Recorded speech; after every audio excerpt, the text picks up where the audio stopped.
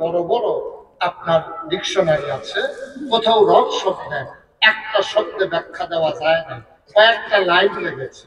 আমি আপনাদেরকে বুঝাইয়া বুঝাইয়া বলি। রব কারে কয়? রব হচ্ছে, খুব খেয়াল করেন, রব হচ্ছে তিনি, বান্দার যা দরকার, খেয়াল করেন, বান্দার যা দরকার, দরকারি জিনিসটা প্রয়োজনের সময় পরিমাণ মতো চাওয়ার আগে যিনি দিয়ে দেন তিনি হলেন সুবহানাল্লাহ। বলবেন না? আমি কয়টা লাইন বলেছি দেখেছেন? বান্দার যা দরকার, এক নাম্বার, বান্দা নিজেও জানে না কি দরকার, এখন আল্লাহ জানে কি দরকার।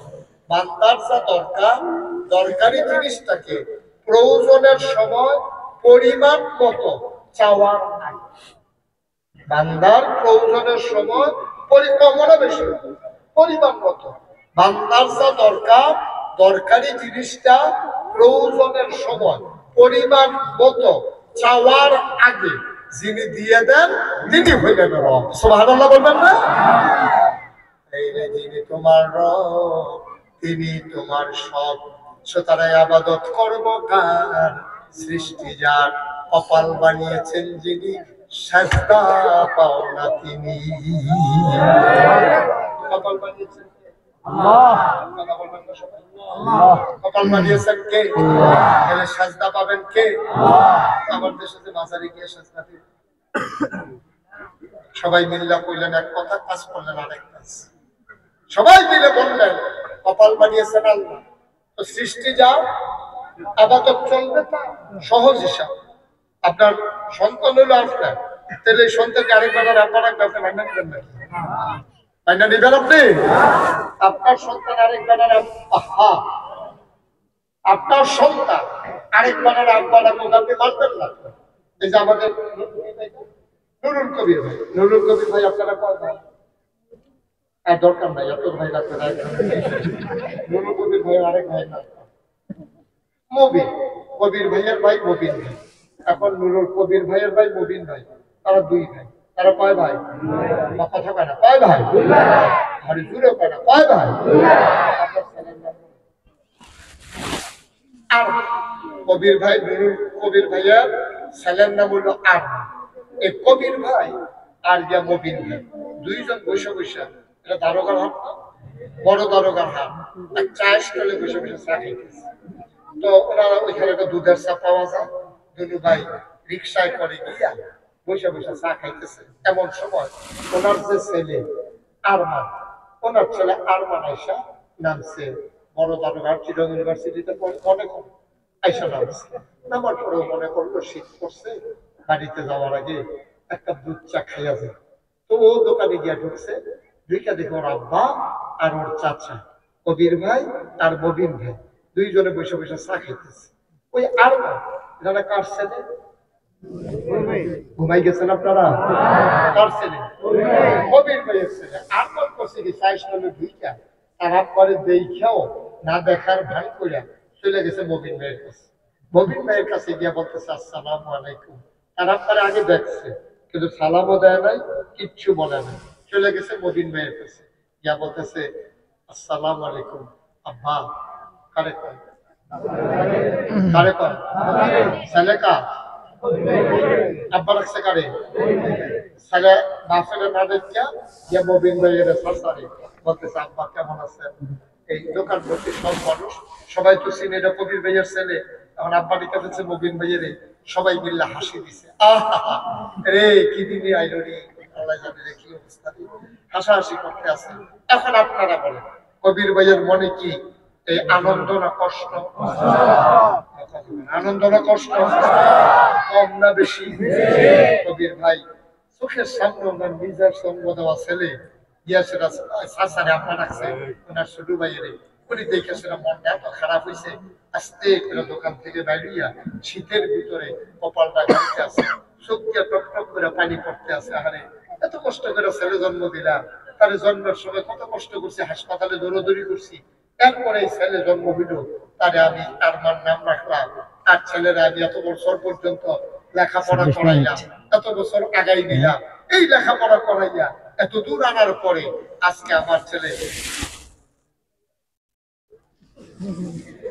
আর একটু কথা শেষ করে না না আপনি আইসেন পেশেন্টটা কথা না করে তো আইয়া পাবেন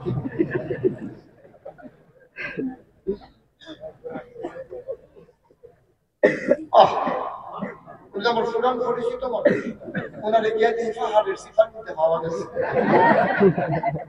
ওনার এলাকায় গেছিলাম তো গিয়ে দিয়ে পাহাড়ের সিফাই ছিল আমি আমি ধরে আনছি সমতল জায়গা পাহাড়ে থাকতে ভালো আছে আমার আমিন কোন আছে আমিন সবাই তো আমিন কথা তো বলে আছে আমাদের এখন নুরুল কবির ভাই কপালে ঘাম জমে গেছে চোখ দিয়া পানি পড়তেছে মনটা বড় খারাপ সে ছোট বাচ্চা না এত বড় ছেলে সে করলো কি এতগুলো মানুষের সামনে আমার লজ্জা দিল আমার ভাইয়ের সামনে রাখলো আমার সন্তান হইয়া আস্তে আস্তে ঘরে ঢুকছে ভাবি সাহেবা নুরুল কবির ভাইয়ের ওয়াইফ উনি দেখেই দেখে যে নমুনা খারাপ ভাই কি হয়েছে আপনার আমি নাই আমি না নাই মানে কি আমি মরি না খেয়ে লেগে ওই কি সমস্যা হয়েছে আর নাই যা ঘটনা ঘটাইছে আজকে সর্বনাশ করে দিছে শত শত মানুষের সামনে সে ওই মবিন আব্বা রাখছে তাই নাকি আমি কি লেগে আল্লাহ আমার বাঁচাইলো কে রে আমার জীবন দিল এই লজ্জা পাওয়ার জন্য ছেলে জন্ম দিছিলাম ভাবি সাহেবা জানে ওনার হাই প্রেশার ওনারের সরিষার তেলের সাথে পানি মিশাইয়া মাথায় দিতে আছে ওই কাছে ধৈর্য ধরেন অস্থির হইয়ান না আজকে বাড়ির সপ্তাহে জিজ্ঞেস করা হবে সমস্যা কি নুরুল কবির ভাই একটু পরে পরে দূরে দূরে শ্বাস পালায় কি লাগে সন্তান জন্ম দিলাম কি লাভ হইল আমার ছেলে আমার ভাইয়েরা আম্মা ডাকে ভাই নুরুল কবির ভাই ওনার সন্তান যদি মবিন ভাইয়ের আম্মা ডাকলে নুরুল কবির ভাইয়ের এত কষ্ট হয় যে আল্লাহ তোমারে বানাইলো যে আল্লাহ তোমারে খাওয়ায় যে আল্লাহ তোমারে আকাশ দিল যে আল্লাহ তোমারে জমিন দিল আকাশ থেকে বৃষ্টি দিল জমিন দিল ফসল দিল নারিকেল গাছের মাথায় ডাব দিল ডাবের ভিতরে শরবত দিল নদীর ভিতরে পানি দিল যেই পানির ভিতরে মাছ দিল যে আল্লাহ তোমার জন্য সব সাজাইলো এই সব কিছু পেছনে ফালাইয়া আল্লাহকে বাদ দিয়া মাজারে যখন সাজদা দাও আল্লাহর কলিজা ফাইটা যায় ঠিক কিনা কঠিন ওয়াজে সহজ নুরুল কবির ভাইয়ার আম্মা আর মবিন ভাইয়ার আম্মা তো এক আম্মাই নুরুল কবির ভাইয়ার আম্মা মবিন ভাইয়ার আম্মা তো এক আম্মাই তাফন ভাইয়ের ছেলে তাহলে ভাইয়ের আব্বা ডাকছে আর চাচা আর আব্বা তো এক জায়গাতে তারপরে এটা সহ্য হয় না নুরুল কবির ভাইয়ের কাছে না আমার ছেলে কেন মবিনকে আব্বা রাখবে এটা ওনার সহ্য হয় না তাহলে আল্লাহ কেন মাইনা নেবে আল্লাহর বান্দা হইয়া আপনি মাঝারি গিয়ে সেজদা দেন আল্লাহ মাইনা নেওয়া ঠেকা রাখবে ঠিক কিনা কেন মাইনা নেবে আল্লাহ আপনি মাজারে সেজদা দেন পীরের পায়ে সেজদা দেন পীরের পায়ে সুমা ঘুরা গুসুসা সুসা খান তারপরে ফিরের গোসল করেছে এই গোসলের পানি বোতল ঘুরা পাইতিয়া ঠিক কিনা কও কথাটা ঠিক কিনা কি কারবার কি কারবার কি একটা মানুষের গোসল করাইলে কত জায়গা বাইয়া পানি পড়ে জায়গাগুলো সবার সাথে আছে নাকি নাই সবগুলো জায়গার নাম আমি ভাইকে বলতে পারবো জানলেও তো বলতে পারবো জায়গাগুলো আছে নি সবার লগে বেশি হয় বাইকে সাউন্ড চলে না এরকম সাউন্ডের জায়গায় না এমন আসলে আসেনি চিন্তা করে একটা মানুষ গোসল করে কত জায়গা দিয়ে পানি এই পানিগুলা বোতলে ধরে নিয়ে মানুষ খায় নির্লজ্জ লজ্জাহীন শরমহীন ঘিরা বলতে কোনো জিনিস আল্লাহ বলে এখনো মাইনা নিচ্ছে আমরা জীবনেও মাইনা নিতে পারতাম না ঠিক কিনা মাইনা নেবেন না নুরুল কবির ভাই মাইনা নেবেন না ওনারে দিয়ে বুঝাইলাম আর কি আমি কি মাইনা নেবো উনি যেমন মানবেন আমিও তো আপনি মানবেন আপনি তো মনে হয়তো না উনি মানবেন আমি ওটা মানলাম বলে মনে করলেন তাহলে তো দোহানের ভিতরে বসে বসে গিয়ে লাঠি লাঠি দিয়ে হালাই দিয়ে আর সুদ লাগতো না, বেটা তোর মুড়াইয়া হালাই দিয়া যামুগা, তাহলে বাপ টাকা কেটে হালাই দে, বাপ হালাইয়া সাসারে আব্বারা হে ফুট আমার কি দরকার, আব্বার তো কথা তো ঠিক, কথা তো ঠিক। জন্ম দিল এক বেড়ায়, আপনি আব্বা রাখবেন আরেক বেড়ারে, বানাইলো আল্লাহ, আপনি সন্তান দিবেন আরেক জায়গায়, তামাশা পাইছে, মস্কারা পাইছে, মস্কারার একটা সীমানা আছে। তাহলে আবাদত করবো কার? এই কথা শিখিয়ে গেলেন যিনি, এই আমার নবী হইলেন তিনি। আমার নবী জানিয়ে দিলেন, কোরআনুল কারীমে থেকে শুনিয়ে দিলেন, ওয়ামা খালাকতুল জিন্না ওয়াল ইনসা ইল্লা লিয়াবুদুন। মানুষ বানানোর কোনো দরকার ছিল না, জিন বানানোর কোনো দরকার ছিল না। মানুষ আর জিন বানানো হয়েছে শুধুমাত্র কেবলমাত্র একমাত্র আল্লাহর ইবাদত করার জন্য, ঠিক কিনা? কোনো দরকার ছিল না। মানুষ কি কাজে লাগছে আমরা বলেন, কি কাজে লাগছি আমরা? আল্লাহর কি উপকারটা করে দিছি আমরা? দিন মানলে আমাদের না, আল্লাহর কি লাভ? নামাজ পড়লে আপনার লাভ, রোজা রাখলে আপনার লাভ, যাকাত দিলে আপনার লাভ, আল্লাহর কি লাভ আমাকে বলেন? আল্লাহর তো আপনি একটা মানুষ, যদি আমরা নামাজ না পড়ি, এই প্যান্ডেলটার ভিতরে যারা আছি, আশার নামাজ যারা পড়েছেন তো পড়েছেন, একটা লোক যদি ফজরের নামাজ না পড়েন, আগামীকালকে সূর্য একটা সেকেন্ড দেরিতে উঠবে না। সূর্য ওঠার মতো উঠবে, ডুবে যাওয়ার সময় বলে ডুবে যাবে। ভাই তাইলে কেন আল্লাহ বানাইল? মানলে আমারই লাভ। আল্লাহ এই জন্যই জানিয়ে দিলেন, ইয়া আইয়ুহাল্লাযীনা আমানু কুতিবা আলাইকুমুস সিয়াম কামা কুতিবা আলাল লাযীনা মিন ক্বাবলিকুম লাআল্লাকুম তাত্তাকুন। রোজা রাখলে আমার কি লাভ বান্দা বলো? তুমি না খাইয়া থাকলে আমার কি লাভ? আমার তো কোনো লাভ নাই রে বান্দা। তুই যদি সারাদিন না খাইয়া থাকোস, সারা রাত যদি তুই না খাইয়া থাকোস রে বান্দা, আমি আল্লাহ যেমন আল্লাহ না, তোর না খাওয়া জিনিসগুলো নিয়ে আমি খেয়ে ফেলবো, বিষয়টা তো এমন না। আমি আল্লাহ তো খাই না, আমি লাম ইয়ালিদ ওয়া লাম ইউলাদ ওয়া লাম ইয়াকুল লাহু কুফুয়ান আহাদ। এই আল্লাহ তো সেই আল্লাহ যার আব্বাও নাই, আম্মাও নাই, যার স্ত্রী নাই, যার সন্তান নাই, যার ছেলে মেয়ে নাই, খাবার লাগে না, পিপাসা লাগে না, পানি লাগে না, শরবত লাগে না। তুমি না খাইলে তোমার আল্লাহর কি লাভ? আল্লাহ কয় বান্দারে লাভ হইলে তোর লাভ। আমরা জানতে চাই না আল্লাহ আমাদেরকে না খাওয়াই আমাদের কি লাভ? আমরা খাইলে তো আরাম, আমাদেরকে কষ্ট দিলে তোমার কি আরাম? আল্লাহ কয় আমার জন্য না রে বান্দা, রোজা ফরজ করে দিলাম, একটা উদ্দেশ্য আছে আমার, লাআল্লাকুম তাত্তাকুন, যেন তোমাদের অন্তরে আল্লাহর ভয় পয়দা হয়। আল্লাহর ভয় পয়দা হলে কি হবে? দেখো কি হয়। আমার আল্লাহ তাবারক ওয়া তাআলার ভয় রোজার কারণে আসলেও পয়দা হয়। সেহরি খেতে উঠেছেন, আপনার সারা জীবনের অভ্যাস, আপনি গোশত দিয়া মাছ দিয়া খাওয়ার পরে দুধ ভাত কলা ভাত না খাইলে আপনার পেটই ভরে না। আপনি দুধ দিয়া কলা দিয়া মাখাইয়া খেজুরের গুড় দিয়া ভাতগুলো রেডি করেছেন, মাত্র লোকমা দেবেন, লোকমাটা মুখের কাছে আনতেছেন, এখন মুখের ভিতরে দেন নাই। আপনি হঠাৎ করে মসজিদের মিনার থেকে মুয়াজ্জিন ডাক দিয়া কয় সাবধান, খাওয়া দাওয়া বন্ধ করেন, এই সেহরির সময় শেষ। লোকমাটা উঠে আসছিল মুখের কাছে, মুখের ভেতরে চলে যায় না নিচে নেমে যায়? আপনি মুখের কাছে নিয়ে গেছে, কেউ দেখে না, পেছনে কোনো পুলিশ নাই, র্যাব নাই, গোয়েন্দা নাই, দলীয় ক্যাডার নাই, মামলা করুন না নাই, গুম করুন না নাই, আয়না গণনে অন্য।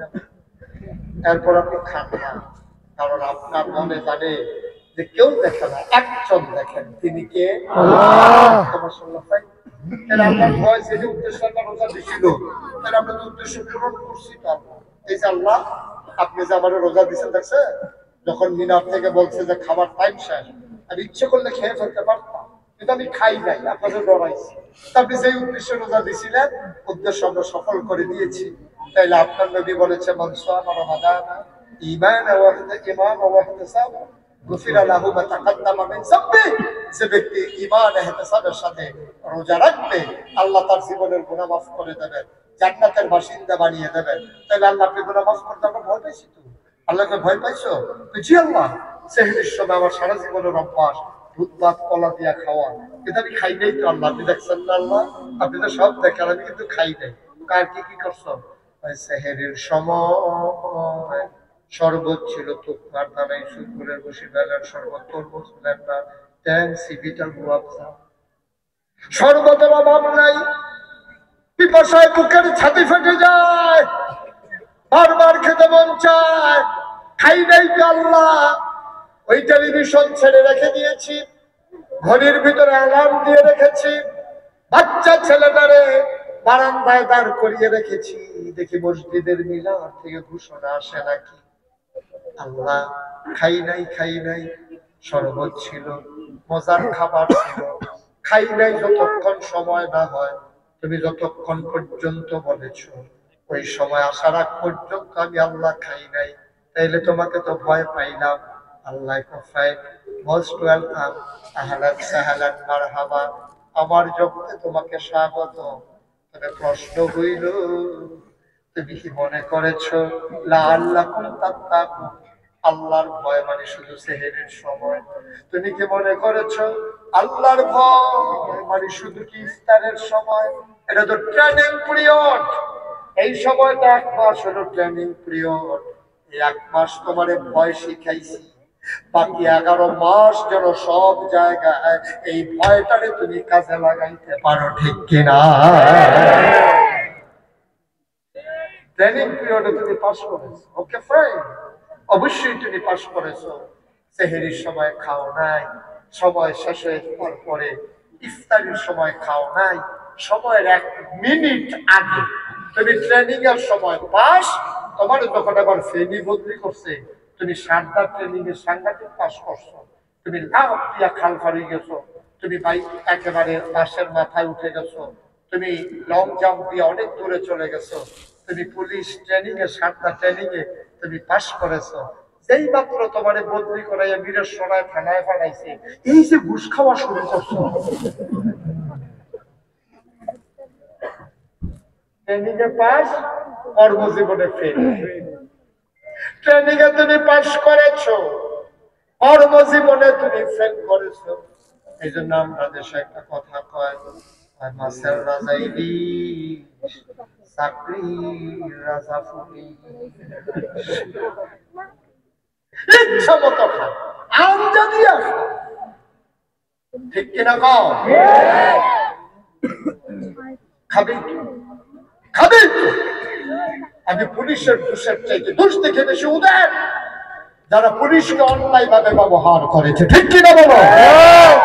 আমি বিশ্বাস রাখেন, আপনি দোকানদার মালিক, 5 জন কর্মচারী রাখছেন, আপনি হিসাব ছাড়া যখন ক্যাশ থেকে টাকা নেবেন, কর্মচারীরা মনে করবে আরে মালিক যদি হিসাব ছাড়া টাকা নিতে পারে, তাইলে বোঝা গেল টাকার হিসাব নাই, তাহলে আমরাও তো টাকা নিলে হিসাবে ধরা পড়বো না। এখন মালিক যখন চলে যায়, কর্মচারী তখন টাকা চুরি করে, ধরার কোনো উপায় নাই। আর আপনি যদি লেখা নিতেন, তাহলে কর্মচারী ভয় পাইতো। তাইলে যারা এই রাষ্ট্র যারা